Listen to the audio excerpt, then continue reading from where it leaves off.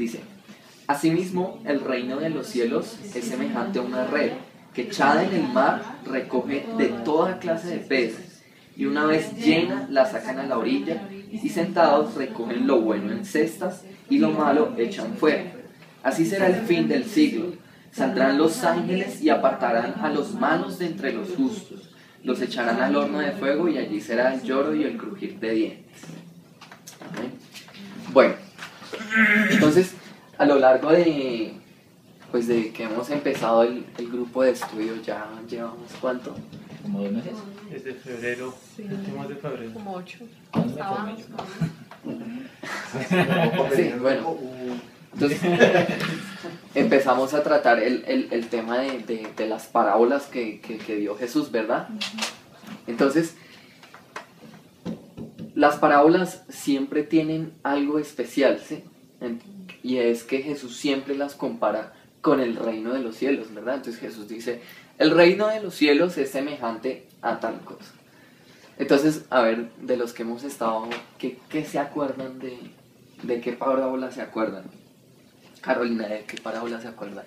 De la semilla de mostaza, Uh-huh. ¿Y qué nos acordamos de la semilla de la mostaza? que era muy pequeñita y crecía como la más grande de las hortalizas, y decía que hasta las aves venían a ser nidos en ella. Entonces esto se refería a la expansión del evangelio, de que nosotros, así como esa pequeña semilla, debíamos convertirnos en esa hortaliza y predicar y dar vida a otros. Así es. Carol, ¿tú de qué parábola te acuerdas así? Del tesoro escondido. La del tesoro escondido que el hombre coge y esconde en un campo y vende todo lo que tiene y compra esa tierra. De esa es la parábola que más me acuerdo.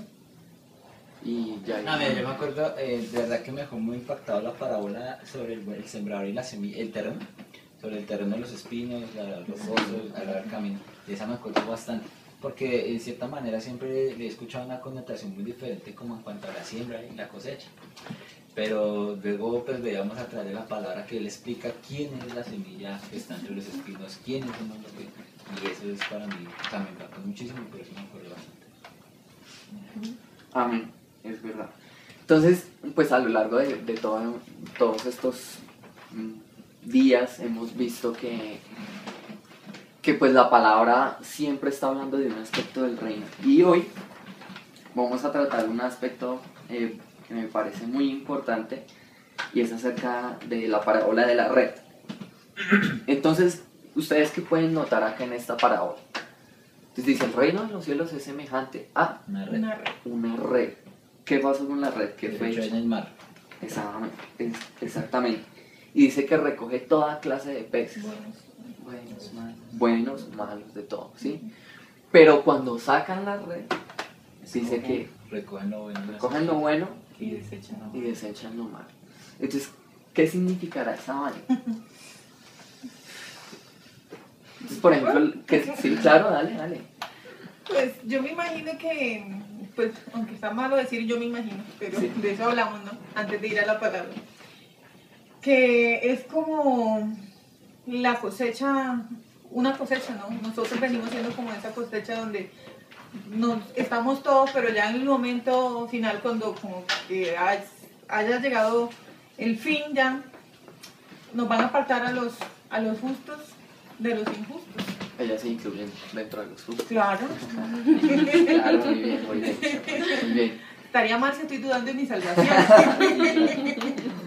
Entonces, sí, entonces Jesús está diciendo: así será el fin del siglo. Entonces vendrán los ángeles y recogerán a los buenos, y dice que apartarán a los malos de entre los justos. En este punto es en el que me quiero centrar. ¿Quiénes son los malos y quiénes son los justos? Es muy importante que nosotros sepamos eso, porque de ahí vamos a darnos cuenta realmente a quiénes va a apartar el Señor, como dicen otra parábola que la veremos no sé cuántos sábados después, que dice que el rey apartará a los cabritos a la izquierda y a las ovejas a la derecha. Pero entonces llega a este punto y dice: cogerá a los malos, los apartará acá, y a los justos los pondrá acá. Entonces, según eso, ya centrándonos a eso, entonces, bueno, ya tenemos entendido que el Señor va a hacer eso, pero entonces, ¿quiénes son los malos y quiénes son los justos? Entonces, ¿quieres decir algo? Claro. No, pues es que yo ya estaba diciendo Sí. algo como con él, ¿no? Entonces, pues quiero leerles el pedacito. Sí. Está en Salmos 10, versículo 12. Porque el malo se jacta del deseo de su alma, bendice al codicioso y desprecia a Jehová. El malo, por la altivez de su rostro, no busca a Dios. No hay Dios en ninguno de sus pensamientos. Exactamente. Entonces, según eso, ¿quién es el malo? El que no se arrodilla delante de Dios. Exactamente. Entonces, ¿quién es el justo? El que deja todo para seguir los caminos de Jesucristo. Entonces, vamos a ver. No, es el que le da el lugar. Entonces, hay algo muy particular, y es que el hombre, o sea, la justicia de Dios es totalmente diferente a la justicia del hombre.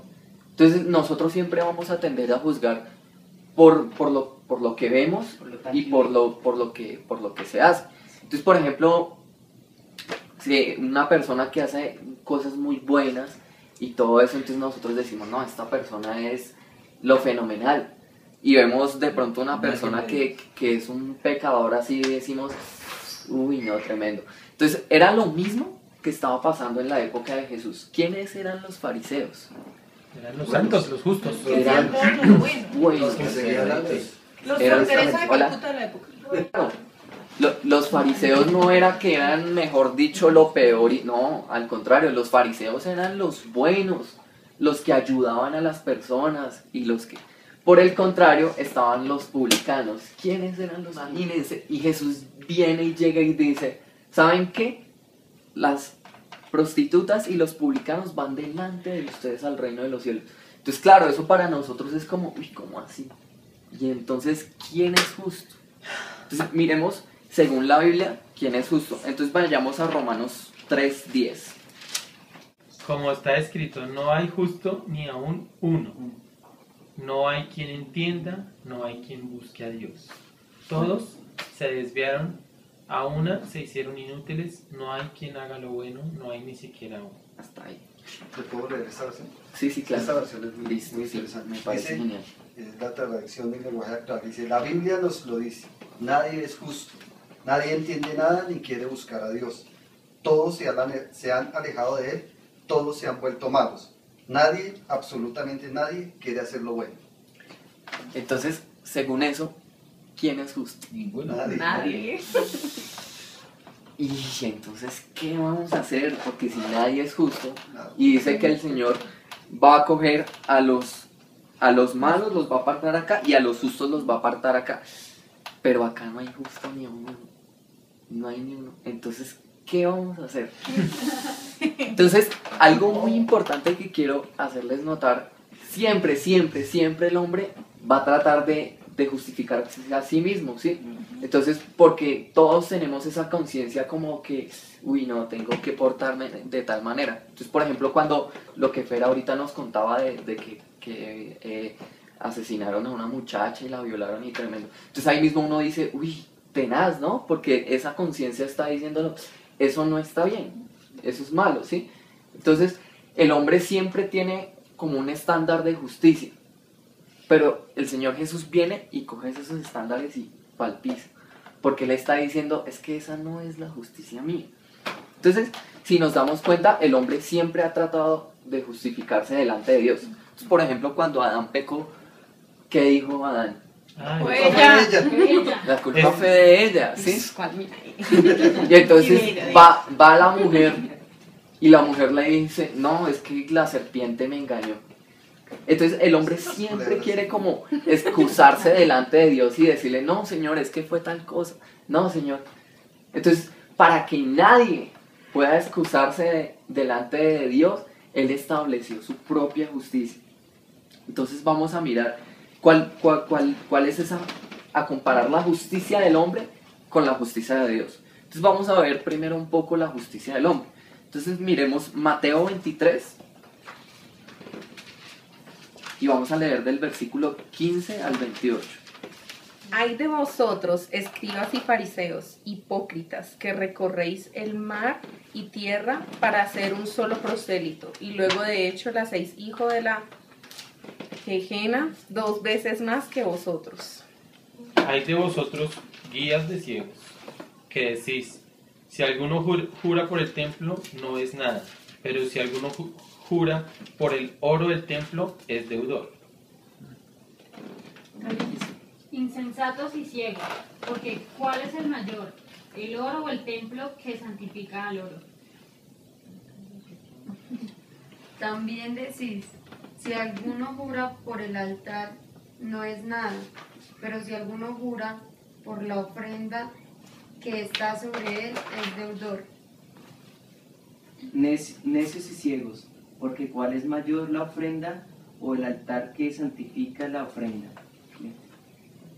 Pues el que jura por el altar, jura por él y por todo lo que está sobre él.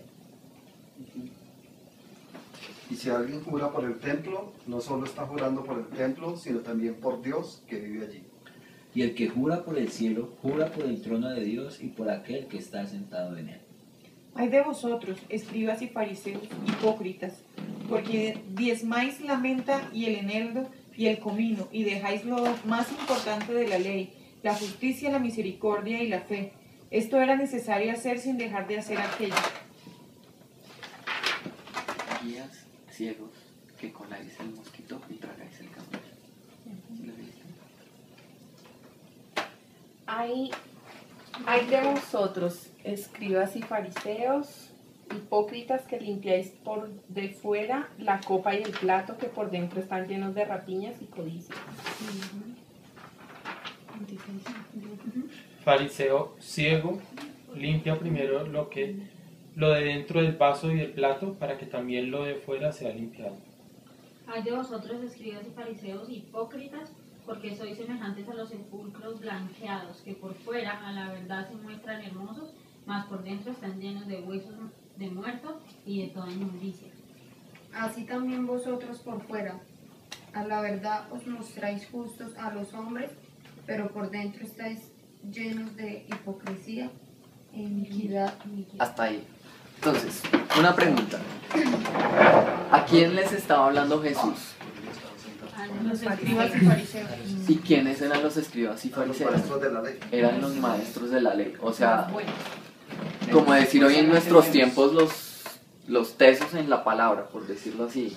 Los grandes Apóstoles. los grandes apóstoles, los grandes pastores, no queriendo decir que ellos son fariseos. No, en ninguna manera. Un ejemplo. Es un ejemplo, sí, o sea, como los grandes doctos en la ley.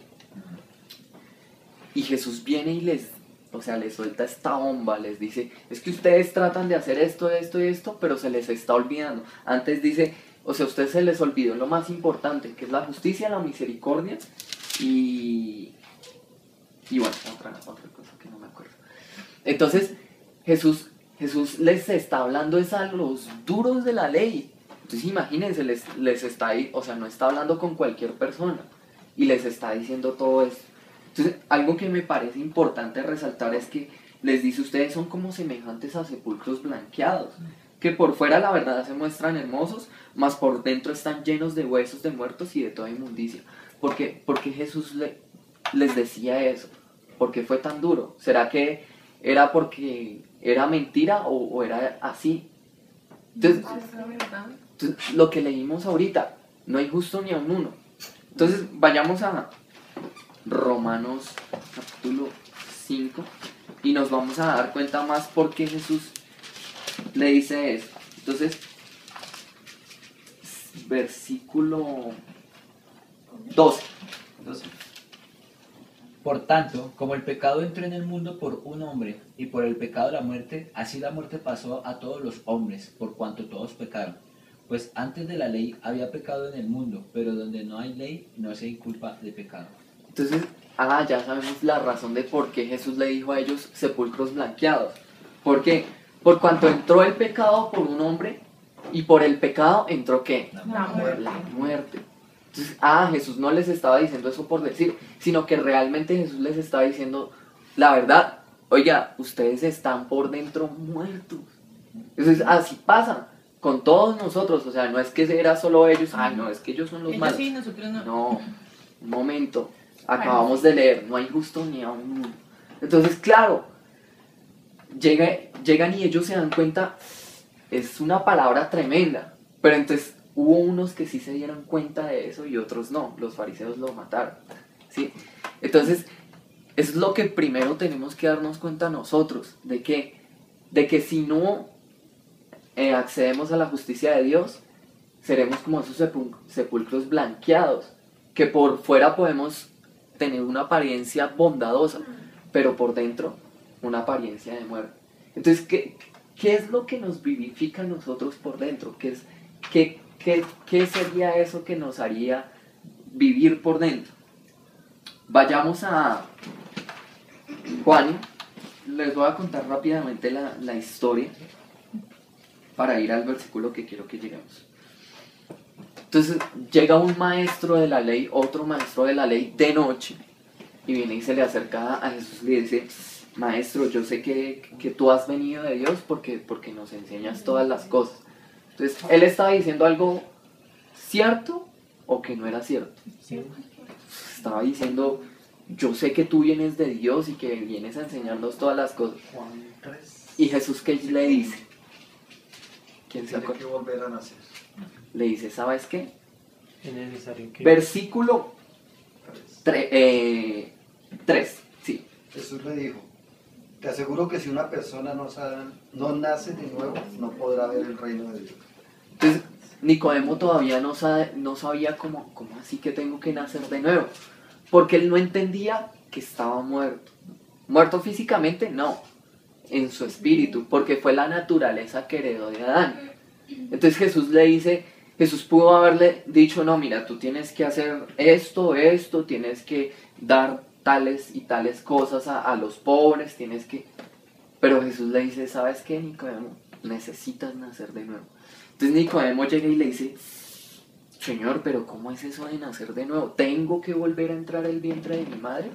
Como queriendo le decir, o sea, tengo que, mejor dicho, volverme otra vez bebé y volver a nacer. Entonces miren lo que les dice Jesús. Versículo 5 y 6. Respondió Jesús: de cierto te digo, que el que no naciere de agua y del Espíritu no puede entrar en el reino de Dios. Lo que es nacido de la carne, carne es, y lo que es nacido del Espíritu, Espíritu es. Exactamente. Entonces Jesús le dice, es que el que no naciere de espíritu y de qué, y de agua, no puede entrar en el reino de Dios. Entonces le está diciendo Nicodemo, definitivamente, si tú no naces de nuevo, no puedes acercarte a la justicia de Dios. Entonces, ¿cuál es la justicia de Dios? Romanos 21. 3:21, perdón. Pero sabemos que todo lo que la ley dice, lo dice a lo que están bajo la ley, para que toda boca se cierre y todo el mundo que bajo el Quede juicio... bajo el juicio. ¿Cómo? Y Quede todo el bajo. mundo quede bajo el juicio. Exacto. ¿El 20? Sí. Ya que por las obras de la ley ningún ser humano será justificado delante de él, porque por medio de la ley es el conocimiento del pecado. Entonces, sí, Hola, sí, esta versión. sí, claro. Sí, esta versión es chévere, póngale acá. Dice, versículo 19 dice: sabemos que la ley de Moisés tiene valor para los que se someten a ella. Y lo que la ley dice es que es para que nadie pueda declararse inocente. Es para que todo el mundo se reconozca culpable ante Dios.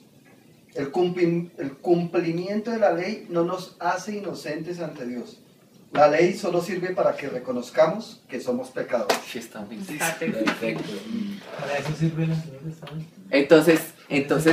Entonces, ahí ya está diciendo, miren, la ley solo sirve para un fin, para que conozcamos que somos pecadores, ¿sí? Entonces, claro, por eso Jesús apoyaba tanto a los fariseos y les decía, bueno, con que a ustedes les fue dicho que adulterar es malo, pues yo le digo, el que ya codició en su corazón, ya adulteró. Entonces yo les hago una pregunta, ¿quién de nosotros acá no ha tenido un mal pensamiento dentro de uno? Yo creo que todos, ¿verdad? O sea, nadie puede decir, no, yo no. Que no los contamos son muy diferentes. Guárdenlos para usted. Ay, no solo malos, pero Entonces, condición humana, no es la condición humana. entonces, claro, la ley lo que hace es mostrarnos eso, nuestra maldad. Entonces, ahora este versículo me encanta, 21. Pero ahora, aparte de la ley, se ha manifestado la justicia de Dios, testificada por la ley y por los profetas. Ahí. Pero ahora, aparte de la ley, se ha manifestado la justicia de Dios. ¿Me pone? Sí, Versículo 21. Es que es importante porque sí, claro. la Reina Valera es muy chévere, pero cuando hay traducciones que se entienden mejor es chévere. Sí, claro. Dice el versículo 21 aquí en esta traducción. La Biblia misma nos enseña claramente que ahora Dios nos acepta sin necesidad de cumplir la ley. Dios acepta a todos los que creen y confían en Jesucristo, sin importar si son judíos o no lo son. Bueno, ahí se me adelantó. Entonces, versículo 22 dice, la justicia de Dios por medio de ¿qué? De la fe en Jesucristo para todos los que creen en Él. Entonces, ¿cuál es la justicia de Dios? La fe en Jesucristo por medio de Él. Para los que creen en Él. Ah, claro, entonces, ¿quiénes son los justos? ¿Quiénes son los que pueden presentarse como justos delante de Dios? Los que creen en Jesucristo. Los que entran por la justicia de Dios. ¿Cuál es la justicia de Dios? Entrar por medio de Jesucristo, creer en Él. Y asimismo, esa justicia trae vida a nosotros. Miremos Juan 6, versículo 63. El espíritu es el que da vida, la carne para nada aprovecha. Las palabras que yo os he hablado son espíritu y son vida. Entonces Jesús está diciendo, mis palabras son para usted espíritu y vida. Miremos Juan 3:18 y nos muestra ahí ya resaltada la justicia de Dios. El que en él cree no es condenado, pero el que en él no cree ya ha sido condenado, porque no ha creído en el nombre del unigénito Hijo de Dios. Exactamente, entonces ahí ya más claro para dónde. El que en él cree, no hay condenación para él, dice.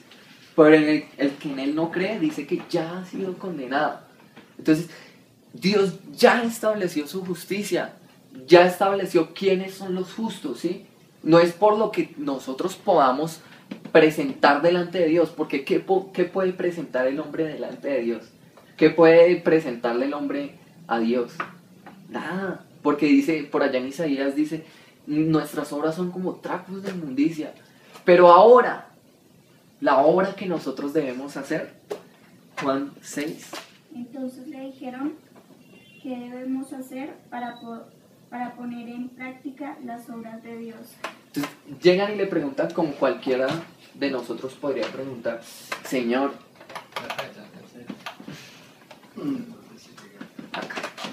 Señor, ¿qué obras necesitamos hacer para heredar la vida eterna? Es lo que le dicen ahí, ¿verdad? Para heredar el reino de los cielos. ¿O qué debemos hacer para poner en práctica las obras de Dios? Entonces cualquiera diría, no, mire, usted tiene que ir a los pobres y entregarlo todo a los pobres. Tiene que coger estas cosas y llevárselas a otras personas. Tiene que ir y tiene. Y esta fue la respuesta de Jesús. Versículo 29. Lo único que Dios quiere es que crean en mí, que soy a quien Él envió. Exactamente. Entonces acá en la otra versión dice, respondió Jesús y les dijo, esta es la obra de Dios, que creáis en el que Él ha enviado. Entonces, ¿cuál será la obra de Dios? Que creamos en el que Él ha enviado. Entonces miren que el Señor ya puso su justicia y Él ya dio su justicia. No es la justicia como de nosotros, o sea, nosotros pensaríamos, no, el Señor nos va a mandar a hacer tales y tales cosas y no nos va a alcanzar la vida para presentarnos delante de Él, porque eso es lo que hace la ley, mostrarnos, oiga, no es suficiente lo que haga para llegar a Dios, ¿sí? Pero entonces Dios se acerca al hombre y le presenta su justicia. ¿Cómo presentó su justicia? Entregando a su Hijo en la cruz, ¿verdad? Para que nosotros pudiéramos ahora entrar a esa justicia y presentarnos delante de Él, ¿verdad? Como justos. Entonces, ya para terminar, les recomiendo que lean en sus casas Efesios 2. Todo el capítulo 2 habla acerca de eso. Lo íbamos a leer ahorita, pero no alcanzamos. Y habla más acerca de la justicia de Dios. Pero entonces, ¿qué tiene que hacer el hombre ahora para pasar de este grupo, de los que el Señor apartó de malos, a los justos? Creer en Él. Creer en Jesús. Tener fe.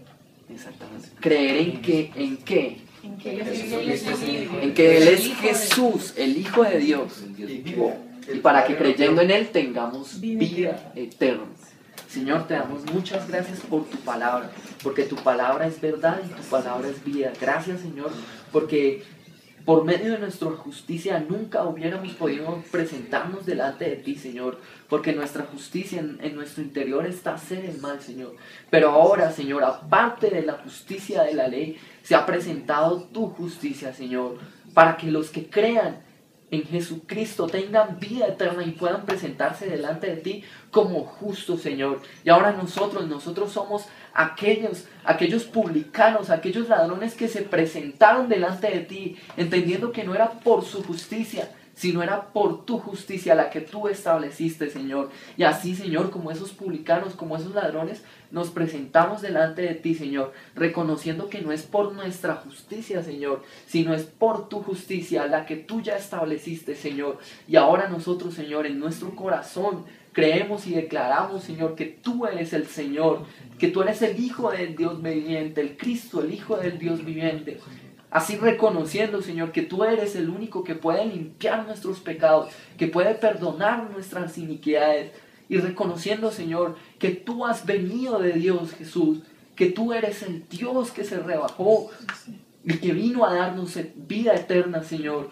Tú eres el Verbo que se hizo carne y habitó entre nosotros y le vimos como gloria del unigénito, Señor. Por eso ahora, Señor, podemos ver tu verdad, esa verdad en nosotros, que en ti hay perdón de pecados y vida eterna, Señor.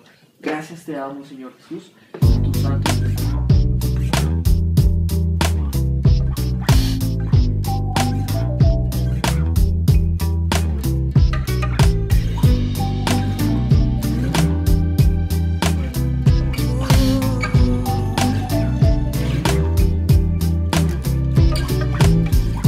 From first to last,